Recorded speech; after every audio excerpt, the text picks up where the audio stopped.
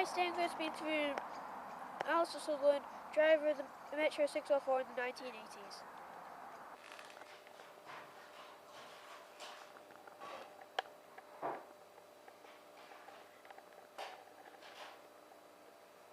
You will set out to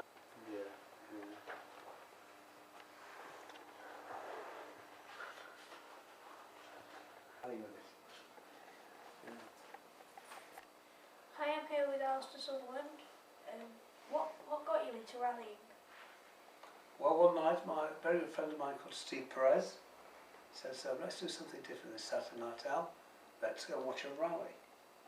I'd never seen one before, so we went to Buxton, out of Buxton towards Leek. There's a hairpin right from the main road, trotting hairpin right down a rough track, which is hard to see, actually coming up the hill towards the bend. I know it quite well, having ridden over there many years when I was young. And we watched these cars come around this up the road, streaming up the road and turning hairpin right, 1 o'clock in the morning, pitch black, snowing. I thought, I like the look of that. I think it was the smell of the brakes and the excitement of the crowd. It was a big crowd around. Road rallying in those days was very popular. So I thought, I'd like to have a go at that. So I just turned on my watching cars, driven quite wildly, I thought. When did you first start rallying? I think it's either 1977 or 1978. How old were you then? About 22. 21 or 22. How did you meet your co-driver then, Steve Perez? Well, as I say, the first rally we ever watched together was Steve Perez, and our third accompaniment was Guy Robertson, who still does road rallies. He's been East Midlands Road Rally Champion for about 400 years now, Guy. He's unbeatable. Steve, as you know, has gone on to be a very competent international driver, really. We started road rallying together. We did a lot of mileage together, sometimes in the wrong direction. So Steve, obviously, if we went right all night in the right direction, might do better. I think we're doing twice the mileage of other people. But Steve wasn't the best co-driver. But with practice he got better and I got better. You won the Marlboro National Championship in 1986 in the 6R4. What was the best event that year? Well, there was many really. I think probably the one that made it all work was the Granite City Rally, which after the first event where we did really badly, we were 26. The next event this season is car 22. And I woke up in the morning and it was snowing again. And the previous rally was snowing, and that's why I thought that car handled badly. As we set off down the first stage, I realised that the boys had done a good job of fixing it. And it drove faultlessly all day. We ended up winning. After the 6R4, you drove several other great cars. Which of those was your favourite?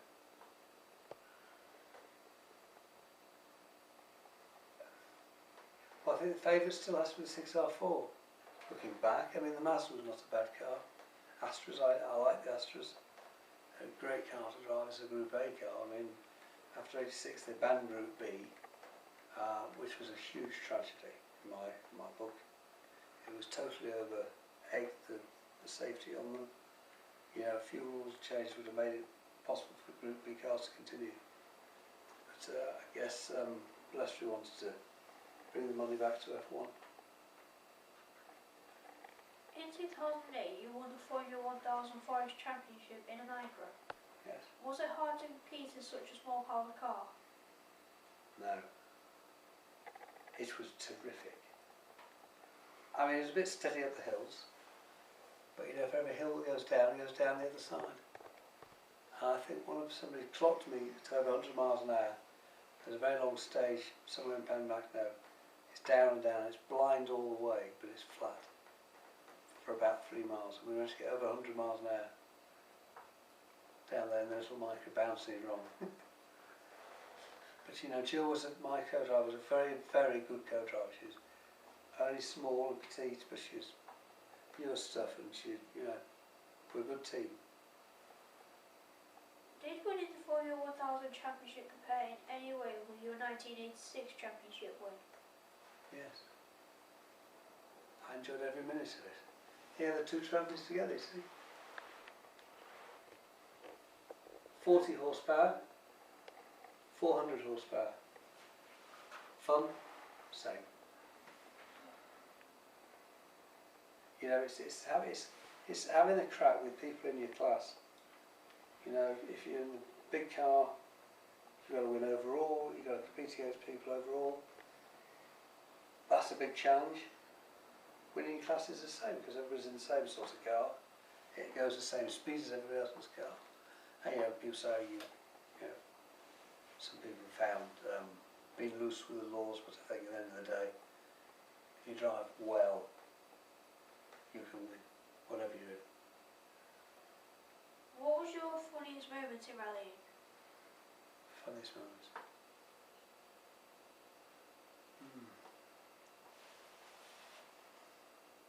Crashing was always fun in a strange sort of way. I think when we go over Brooks's Bend, there's a picture somewhere I have of going over Brooks's Bend. And as we approach this bend, we go for the brakes, and there's no brakes. No brakes at all. Somebody broke the brake pad had been sheared by a rock. So we ended up giving this bend flat out. And we managed just to get it round with the handbrake. We slid over the edge. So we finally got out of the car, sat on the bank, and the next car came down. It did something very similar, but decided to back on the power, went straight over the top of our car. And it was a big drop, a good 1,000 foot down. So I ended up in the riverbed down there. He just tumbled down. You see him rolling down the stage. And you think to yourself, how lucky were you? Must be there. Was it funny? I don't know. It was kind of amusing in a way. What inspired you to write your book, Chance of a Lifetime? Well, I had a phone call from one guy who runs the website 6r4.net. A nice young man, and he phoned me and he said, would I write an article for Metro being 30 years old about your time in the Metro? So, right, he says, how much do you want? He says, write me a couple of pages. So I sent him a couple of pages. He says, this is good stuff, this. You write any more? So it's a bit more. So it went on. So I thought, well, so should I write the whole book? So, because I've got Parkinson's disease, I don't sleep very well. So I woke up in the night and used to write it. So I did all the typesetting, put all the pictures in. I nearly finished it and thought myself, how am I going to print it?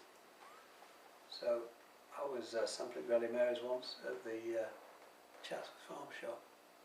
I chatted to this bloke and he said, I said, what do you do? He says, I'm a printer. I do specialise in small print runs.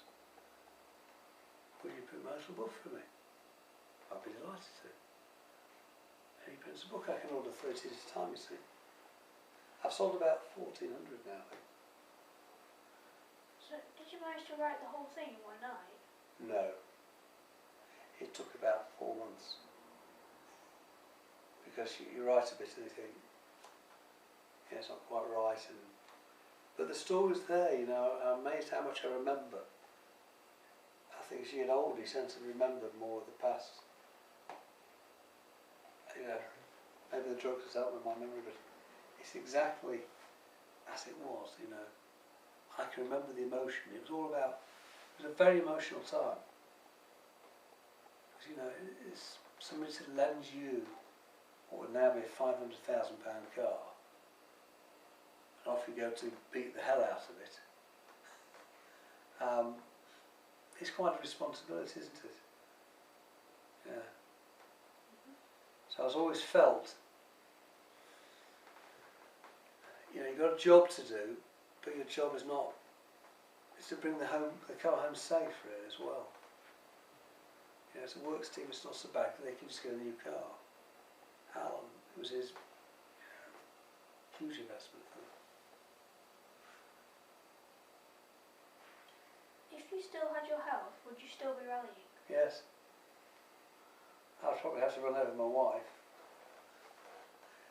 Bless her, she was always concerned about me rallying, you know, because she knew I was a nutter. Well, hence the micro on 2 wheels, he says. 40 horsepower, you promised it's not going to second gear. Yeah, it's the fun of the chase, it's the fun of the thrill of the rallying, you know. The smell of that forest and the hot brakes. It's just compelling, isn't it? It's just, you can't describe it to people. Sat on the front in your car, start stage, you get a whole wee because you're a bit apprehensive and in and out of the car and you're moving up the line, it's then your turn. And it's a very exciting thing to do. It really is and when you get the car drifting around and it's just magical. Sometimes you drive up to the stage start, might be a long uphill section in the forest and the sun's twinkling through the trees and some of the scenery is amazing, isn't it? The scenery is amazing, and you know, it's a real hobby. It's a real skill. With the team, the sport team, the mechanics, I spent a lot of time doing the cars, fixing it, and it's just the whole thing about rallying is about friendship and camaraderie and the crack, isn't it? That's why the Irish like it. It's a good crack, and afterwards, you know, you had your adrenaline going and you survived a few crashes or whatever. And it's time for a few beers with the boys, you know, it's special. Special. Rallying is a very special sport. If you could have your time again in the 6R4, would you have my dad as your co-driver? Would I what? Would you have my dad as your co-driver? If it wasn't allowed, yes. But he doesn't speak Welsh, you say. If he spoke Welsh, it'd be better. Because Watsy was as mad as a tree. It's not one thing. Because when we built the Mull the first time with Nigel in 1983, Nigel was on about joining Malcolm Wilson then. He said, I wanted you to shoot a guy called Peter Watts, he said. You'll either win a lot or crash a lot. But he's completely mad. So he's saying, we'll go down the long one. There's about only 4 roads in the Isle of Mull. So we'll go down the long one and come back over the mountain, because you're not allowed to go the other way. Okay. So we went up the mountain road and you could hear this. It was undoubtedly a BDA coming towards us, driven at great speed and getting faster. It's coming towards us. So Nigel says, that'll be Peter Vaughan Watsy, because they're running the stage the wrong way. Daytime. Not public roads. Not shut. And they're giving this BDA some real grief. You could tell, it's on rev limiter all the time. Up the gears. But you know how narrow this stage is. And we just pulled into the side, and what's in Vauxhall came over this crest, completely airborne. Bear in mind the road isn't shut. Landed just past us. Nutters. Nutters. What's he says to Borley? Stop, it's Nigel Sutherland. So how they have the cracks. What's he says? I just clip that bit further left, I could have gone even higher, and you know. Road rallying was a crazy kind of sport. Because you're rallying at great speeds on public roads. Great speeds. I mean, one of the first road rally I won was the Southbound Rally in 1981. Start line was